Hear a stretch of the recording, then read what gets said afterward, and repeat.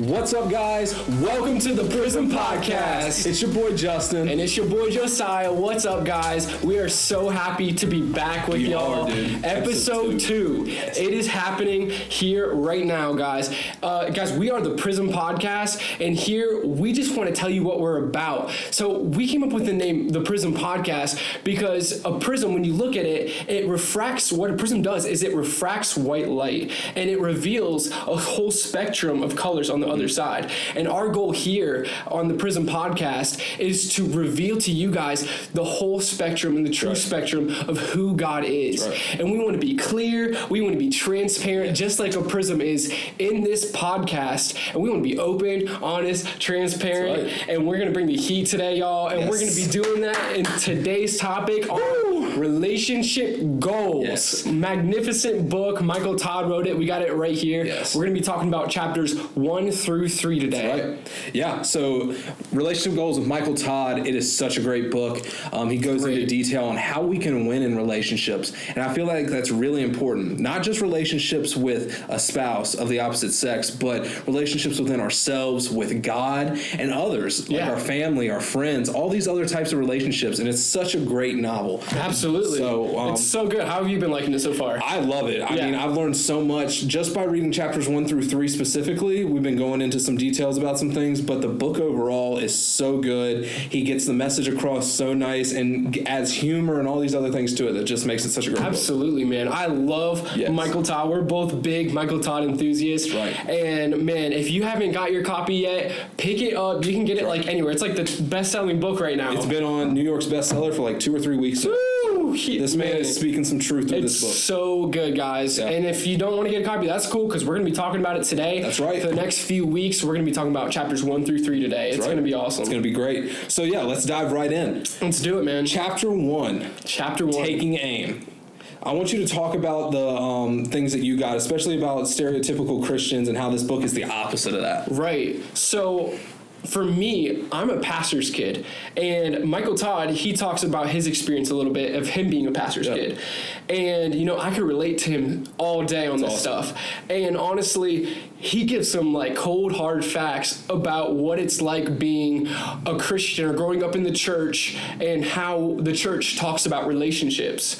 And, you know, it's funny because he's right. The church, they only address a couple things, you know, whenever they're talking about relationships. One, don't have sex before marriage, right? They always say that. And then the other one is, like, make friends that will be a good influence on you, that make good decisions. Absolutely. And as far as everything else goes, they don't tell you much else about relationships. And this is why I love this book, is because it gets down to the nitty-gritty. That's right. It gets down to the realness, and it teaches you how to answer those hard questions that sometimes the church or your leaders may not be able to answer. Absolutely. And I love the realness and the authenticity that Michael Todd brings in this book. Yeah, I really love how he goes into detail on how not only do we need to better our relationships with like our spouse or the opposite sex, so say, but also how we can really dig deep into our own hearts and get close to God at the same time and just grow our relationships with other people. It's really like what God wants. And I feel like God really spoke through him in this book. Yeah. And I'm so happy that we're doing this series. And so just going right into it, really, I read one of the first verses in the chapter 1 was Proverbs 14:12. And he says, "There is a path that may seem straight to someone,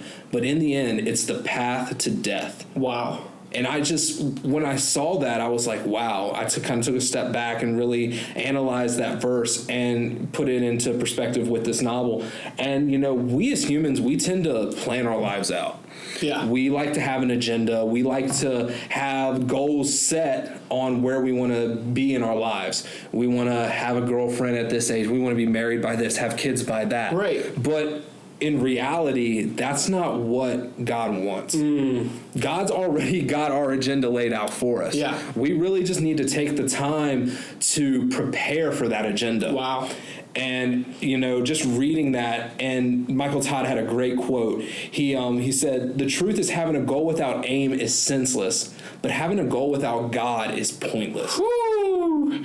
I'm telling you, this man speaks some fire in this book. Goodness. And just, you know, it's true. If we don't have God in, whatever we're doing, a goal, a relationship, anything like that, it's pointless. Absolutely. Because if us as individuals have a foundation of God, then we need to have relationships and goals that follow suit with that. For sure. So without God, he's not going to put that in his plan. He's not going to put something in your plan that's not with him. Wow. Yeah. So it's pointless. And I just thought that was such a good quote, and it spoke so much truth and all this other thing. Yeah. So. And in this culture today, I feel like people aren't making those goals, and they're not taking aim, or they don't know what to take aim at. That's right.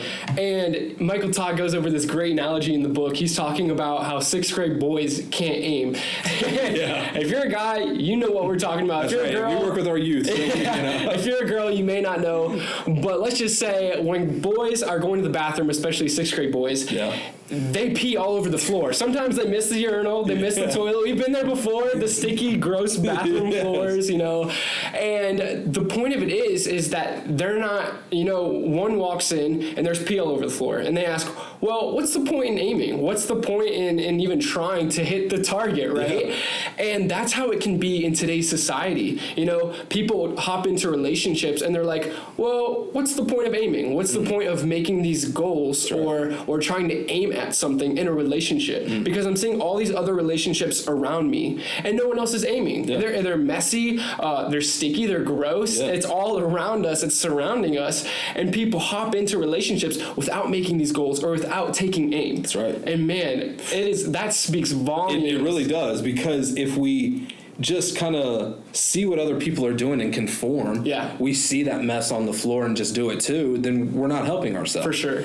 I mean, we've all have had experiences or relationships where we didn't take aim in that, and we saw what happened. You probably had a downward spiral in it. I know I have. I've had experiences where I went through a goal or tried to do something without a purpose, especially without God, and have just experienced a downfall in myself. So yeah, definitely, we've got to take aim in everything that we do, and this chapter is so good on explaining that for us. And he goes into God's plan. So, talk to us how we need the foundation of God and how that kind of is different versus the cultural views of society today. Culture's views on relationships are constantly changing. That's right. They're constantly moving. They're never stable. Mm-hmm. And we see on the opposite side of that, God's views on relationships are solid rock. Mm-hmm. They're strong foundation. They're stable. And you see these two opposite viewpoints on relationships and how they're always fighting back and forth with each other. And it reminds me of the parable that Jesus told in Matthew. And he's talking about the man that built his house. He built his house on shifting sand. And when we build our relationships on what culture's views are, those sands are always going to be shifting from underneath our house, and our house is going to fall. It's not going to be able to withstand the storm. But when we build our house on solid rock, on the foundation in which God has already laid below us, we're going to soar, man. And that relationship is going to be able to withstand every fight, every circumstance that happens. It's going to be able to withstand anything. Yeah. And that's why it's so important that when we are going into a relationship, we're viewing it in a godly manner and not the way culture views it, because it's always changing rather than God's constant stableness in relationships. Yeah.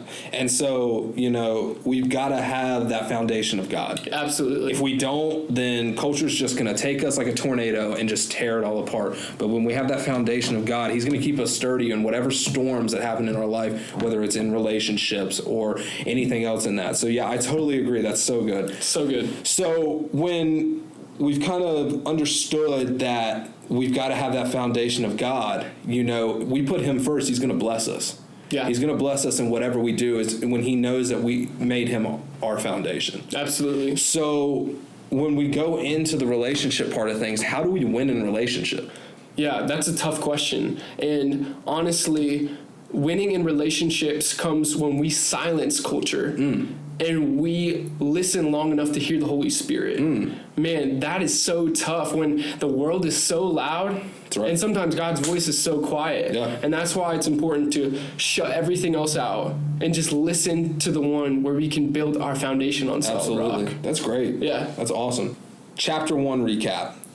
So Michael Todd is talking about taking aim in this chapter, how we as humans need to not lay out our lives and have an agenda. We need to solely rely on God, make him our foundation, and then trust in him as we grow in our relationships and experiences through life. So I feel like this was such a great kickoff to this book. Absolutely. Because, talking about, initially we feel like that we are in control of everything when we're not. God, created us in his image. He has a plan for us, and we need to find that purpose. It's good. So diving in to a purpose, let's talk about chapter 2. Yeah, chapter 2, man. Before the person. Before the person. So it's crazy because diving into this, it talks about how there were relationships before there were even people on earth. Yeah. The Trinity in itself was 3 in 1, and they had relationships between each other, the Father, the Son, and the Holy Spirit. And they were so perfect that they didn't need us. They didn't need humans. But they showed so much love that they wanted to make humans. And that's where we see Adam and Eve coming into play. We see that relationships have been going on since the beginning of time. Absolutely. And that God doesn't want us to be alone. Right. He wants us to experience relationships throughout our lives. And, you can't win in relationships without God. And so talk to me about how, even though people in relationships, they can be comforting at times, we still need God to succeed in relationships. Yeah. The main point is we're never going to succeed in relationships without God, like you said. Yeah. And humans will never be able to meet our every need like God does. They'll never be able to complete us. And the only thing in this universe that would be able to do that is God. Yeah. And that's why a relationship without God, it's going to be incomplete. Yeah. And it's not going to be enough. And once we start to put another person in the position where God is supposed to be, it's always going to end badly. When we start to rely on that person for our every need, to give us love all the time, to always be reaffirming us, that love is going to fail. It's not going to last. Yeah. But when we put God in that position, all of a sudden, we're in a much better place. Yeah. And God can provide our every need. He can always reaffirm us. He will always love us. That's right. And we have to rely on God, on the source of love, rather than this love that we see here on earth. Yeah. And that's a great thing you said that, because we tend, I feel like in society especially, we try to find love in other people. Yeah. We try to find that comfort and affirmation through other people, when really we need to find it through ourselves and with God. And, we're going to be talking about singleness and all that other stuff here later on. But God wants us to know that he is there for us, and that before you find that person, you need to find it with him. He needs to be that first person that you fall in love with. Yeah. Because he already loves you. You need to find that love with him. And so, God, going back into the beginning of time and how there's relationships, he made Adam. And he realized that, and it was good. But there's a part, like Michael Todd says in his book, that there's a point that God says it is not good. And what he's talking about is Adam being alone. Yeah. So he makes that person for him. And so Eve was made to start that relationship kind of atmosphere for us as humans. And we know that, they did some things that they shouldn't, like eat the apple off the tree. Right. But at the same time, relationships are supposed to make us better in our purpose. Absolutely. And so going off of that, before God made Eve, he gave Adam a purpose. Right. And that was before the person, right? That's what this chapter is about, before the person. So God gave Adam a purpose, and his purpose was to name the animals, to take care of the land, to take care of the Garden of Eden, and to tend to the earth, really was his purpose. And before the person, he had a purpose, and then God gave him that person. And through that person, Eve helped Adam to achieve or to fulfill his purpose in the end. And when we are in relationships, we need to be seeking another person that will help us, that will push us towards our goal, not away from it. We need to have friends. We need to have relationships, whether they're intimate or friendships, we need to have these relationships around us that will push us towards fulfilling our purpose rather than keeping us away from it. That's right. So, you know, you're totally right on that when we get to that point where we're ready for that relationship, we need to know our purpose. So a lot of people, me, myself included, at times have gone, well, how do I find out what my purpose is? So explain how you found God through, you know, your troubles and, you know, gotten to where you are now. Do you have like a story where you can? I do. I know there was a time when I was playing college basketball, and after my first season, I was planning on transferring actually to a school near here, and I found out I was ineligible. God put me through that struggle of saying, you can't play basketball anymore. So I went through a rough time with my faith and all this stuff, and did things that I shouldn't have, you know, like drinking and all these things that not a Christian should do. You know, we're going to be hot. We're going to be honest, open, and transparent. So I'm going to tell you how it is. Yeah. And at one point, you know, I decided to make a transition and go to a Christian school. And I feel like that was God calling me back on the track. He was taking a train that was going crazy all over the place and putting him back on a track, on a purpose with, you know, a goal with aim. It had a purpose. And, you know, it's just crazy how when you're put in uncomfortable situations, that leads to growth. Uncomfortable equals growth. Wow. And I'm sure all of us have been through a time where it's been uncomfortable. And then in the long run, you can kind of look back and go, wow, that made me a better person. Absolutely. And I can attest to that even. Like, I think you're completely right. We don't grow until we're uncomfortable, and we're in those uncomfortable situations. And for me personally, you know, I started helping out with my youth group a couple years ago, and I was like deathly afraid of public speaking. Like, I didn't want to get up in front of anybody. I mean, public speaking can be scary, you know? And, you know, my youth pastor, I started interning with him, and he made me. He said, you know what, I think you're ready for this. And I started preaching Wednesday nights just to middle schoolers, and it was terrifying, but I did it. I was uncomfortable. But through that process, I grew. Yeah. And that was 2 years ago. And now I preach monthly. And like, I want to be on stage now. It's like, man, I want to be up there. And I want to speak life to these kids. I want to speak God's message to these students. Absolutely. And it's amazing to show, you know, when we get out of our comfort zone, God reveals your purpose for you. Yeah. And we can't be stuck in this safe comfort zone like of a bubble. Yeah. We have to go out and be willing to explore and get out of our comfort zones in order for God to reveal his purpose for us. Absolutely. And as time goes on, you're going to experience more and more uncomfortable situations, whether it's through relationships or just experience in itself. But you're, in the end, God's doing this to grow you. Yeah. He's going to put spiritual growth. He's going to put mental growth, all these different things that are just going to help you be a better person and to find your purpose that God has for you.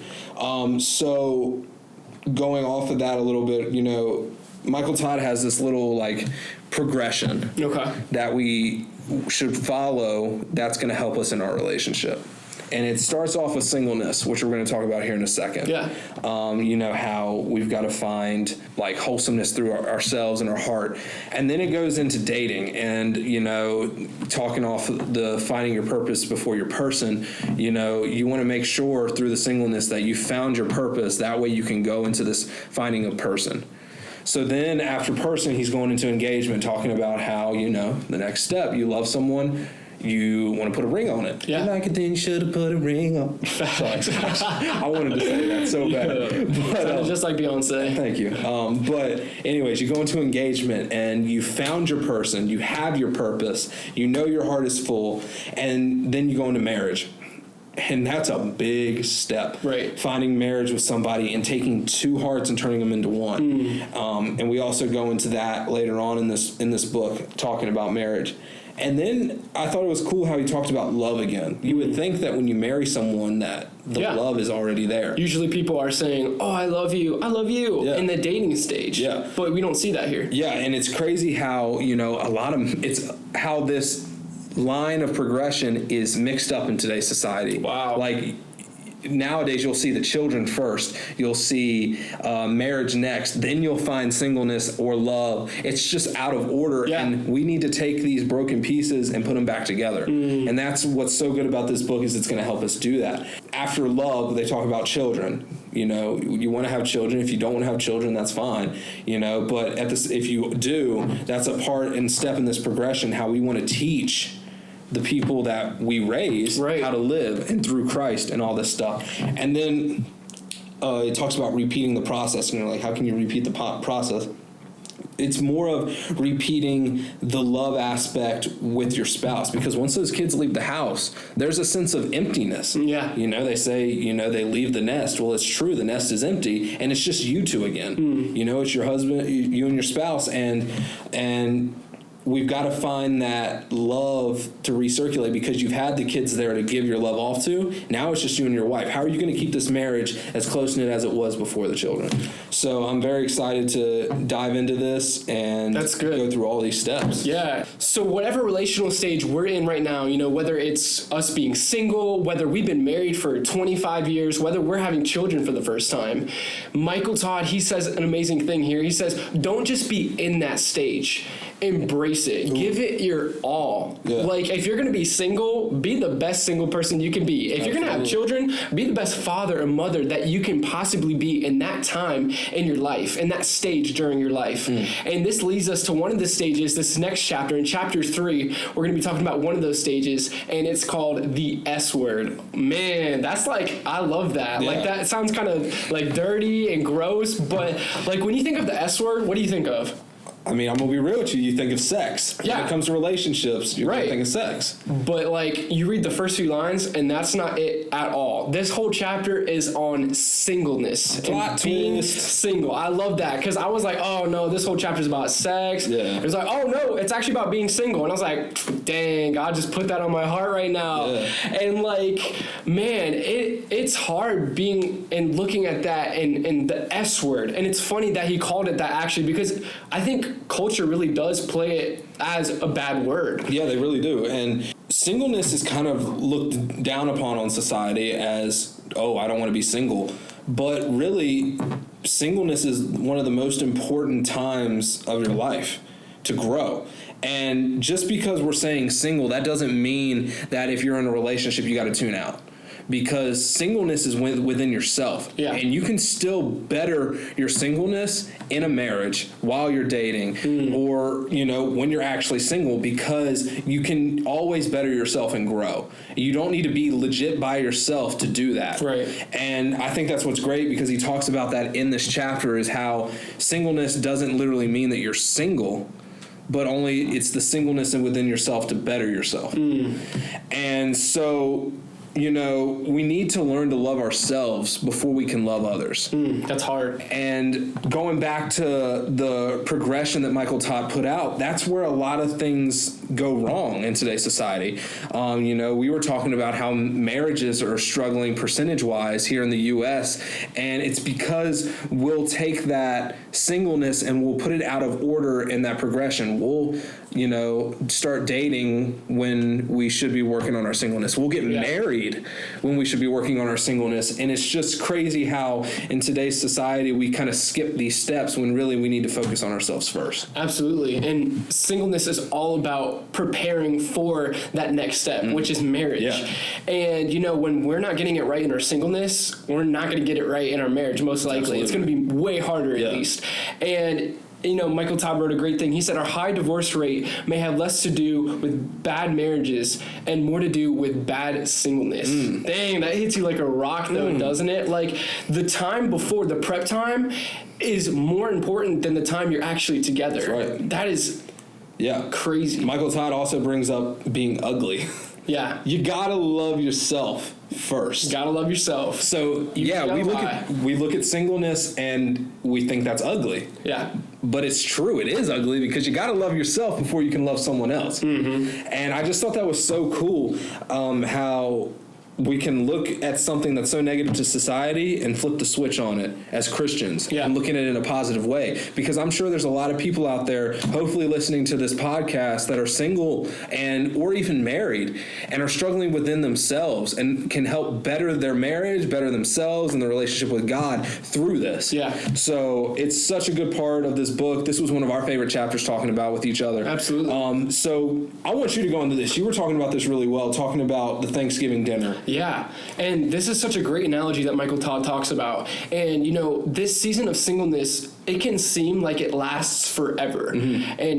And whether it's months, whether it's years, it feels like it's forever, really. It does. And Michael Todd put it best, it's like Thanksgiving Day. When we're coming together for that Thanksgiving meal, there's a lot of prep and work and time that goes into that meal. You got to make the stuffing. You got to prep that turkey. Like, turkeys take a long time to make. All of the sides, everything together. But when it all comes together and you taste that delicious turkey, man, it is so worth the wait. That's absolutely right. It's that good food and finger licking good, bro. It is so good, so worth the wait. Absolutely. And singleness is the same way. When we take that time to really prep and we take that time to get everything ready, we're gonna get that good relationship. That's right. Rather than settling for that fast food relationship that fast food. Yeah, that's so good. So you're absolutely right. And I look at this in the long run too with marriage, and how marriage is a haven for wholesomeness. And if us as individuals don't take the time and prep ourselves to be a whole as one, then how are we going to be able to be a whole with another person? There's going to be pieces that are straggling behind. We're like puzzles. Yeah. I feel like our hearts and our minds are puzzles, and if we don't have all the pieces and put them together, then how are we going to link with another puzzle? Right. How are we going to connect? It's just not possible. And, we need to take that time. Absolutely. To better ourselves. And when we're not taking that time, that's when things like divorce comes in, and that's so ugly. Mm-hmm. Like, that is not a good thing. And Michael Todd, he said another great analogy, and the divorce rate in America is 45%. So about 50-50. Either you will get a divorce or you won't. Yeah. And he said this great thing. And imagine just like getting on an airplane. The pilot comes over the intercom and he's like, "Ladies and gentlemen, today we have about a 50-50 chance of making it to our destination."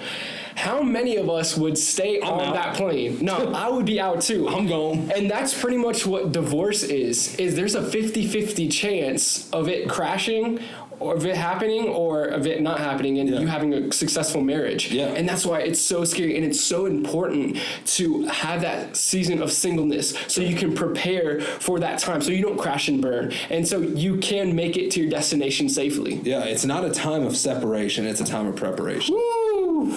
Singleness is a time where we build ourselves. Yeah. We glue ourselves sturdy. We're that plane. And if we're a plane that's not prepared right, we're going to crash. Yeah. And we don't want that. We want that 50% to go, well up to 95 without getting on a plane. So, it's a time, it's not a time of separation. It's a time of preparation. Absolutely. And I really think that us as individuals need to really consider singleness. And don't think that if you're in a relationship, you need to break up with somebody. Talk about it. Say that you want to better yourself, and if in your partner, be together and do it together, because if you're growing and he or she is growing, then that's just going to build your bond even better, and the relationship's going to grow as a whole. So communication is key in relationships. Right. And it's so important to know how how you process information, resolve conflict, receive love, and perceive the world around you while it's just you and God. Yeah. It's so important to know that about yourself, and not only about yourself, but also with your partner. Maybe the way you handle conflict is you're more passive aggressive. Mm-hmm. Maybe the way your partner handles conflict is they're more head on. They want to take care of the problem now. It's important to communicate these things to each other so that way you can handle conflict better in the future. For sure. And in that season of singleness, this is where we can start to figure these things out, so that way we can clearly communicate to each other how we perceive our thoughts, how we handle conflict, and how we view the world around us. That's right. If we don't even know how we handle certain situations, how are we going to be able to respond when somebody else is doing it? Right. If we don't know how to react to ourselves, then how is somebody else going to know? Communication needs to be at the forefront of all relationships, I feel like. If we can't communicate with each other, then how are we going to be able to understand and know when something's wrong? And that's where we see relationships crumble into the ground, is because people can't open up to each other and feel comfortable, is what I'm trying to say. And we just need to know that communication is essential. You gotta have that. And if you can't understand yourself, then how are you gonna understand someone else? True. So in this time of singleness, you're gonna talk about the I time. How can we better ourselves with that? In this season of singleness, it's all about the I time. And Michael Todd lays this out so well. It's all about the 3 I's. Yeah. The first I is invest. Invest in what you want to see grow in your life. In this time of singleness, it's so important to invest in what you want to see grow and what you want to see get better in your life. Because in other seasons, it's not always going to be about you or what you want to see grow. In other times when you're married, it may be about what your spouse, what they want to see grow, or your children, what they want to see grow, and helping them invest in those parts of their lives. The second I is imagine. Imagine what you could be tomorrow if you started today. Man, making those disciplines, making those routines. I like that it's so great. That's so motivational. And to start today, imagine what you could do tomorrow. Last I is inspire. Inspire others by using everything you have now to make a difference. Whether that's a video that you're making, whether that's a podcast, whether that's a class you're teaching, whether that's a group that you're leading at church. Yes. Yeah, all those different things. Absolutely. Use what you have now to inspire others. Even when you're in this time of singleness, you can use that time to inspire others. Absolutely. And in this time of singleness, guys, it is so important to maximize your singleness. Oof, I like that too. Maximize your singleness. Get the best out of this time. It may suck. You may be sad some days, but take advantage of it. Absolutely. Flip the switch on this thing and look at singleness as a good thing. Absolutely. And not a bad thing. Tell society to hit the back burner. Yeah. And enjoy that time of singleness and growing. Enjoy it, man. Maximize it, for sure. This has been a great chapter, dude. Absolutely. And you had talked about this earlier. It was a saying that Michael Todd said, it's not a burden, but it's a blessing. Yeah. Don't think of this time of singleness as a burden, but think of it as a blessing, right? So like Justin said earlier, don't think of it as a season of separation. Think of it as a time of preparation. This is what's setting you up for the rest of your life. Absolutely. Not a burden, but a blessing. So good, man. Yeah. So little recap on chapter 3. We talked about the S word, singleness. Yeah. Big thing in this chapter. I encourage you guys to get this book and really dive into this, because singleness can mean something totally different for you, for me, and you. It has so many different meanings when we read this book and see who we are as ourselves. Then it kind of goes into how marriages can be struggling right now and how we can better prepare ourselves. It's not a season of separation, it's a season of preparation. Then, we got that cool acronym of UGLY. Yeah. And UGLY, baby. Yep. And then, talking about how patience is important. It brings that good status. It's worth the wait. That's exactly right. And then how you gave that great analogy with the plane. We don't want to have a 50% chance in getting on a plane, but we also don't want that in our marriages and our relationships as well. For sure. And then, again, talking about it's not a burden, but a blessing. And I think that that's a great way to close out this chapter and this episode, is that a time of singleness is not a burden, but a blessing. Take advantage of it. I strongly encourage you to grow within yourself and with God during this time. I'm so excited for this series, how we've gone through chapters 1 through 3. Next week, we're going into chapters 4 through 6. It's going to be awesome. Heck yeah. And I'm so excited to just learn more in this book, grow in our relationships with you guys as viewers and listeners, and, just attack this book and this series in general. Learning about relationships, all things relationships. That's right. So if you guys want to stay up to date with us, I strongly encourage you to follow us on Instagram at the Prism Podcast. That is also where you can find our link tree to get you 2 different podcasts, like websites like Apple Podcasts, Spotify, Google Podcasts. Even our YouTube channel. That's right, where you can actually watch this video with us. And we're just so excited to be diving into this series, and we cannot wait for next week. So with that, we're going to log off. Thank you guys so much, and we will see you next time. See y'all.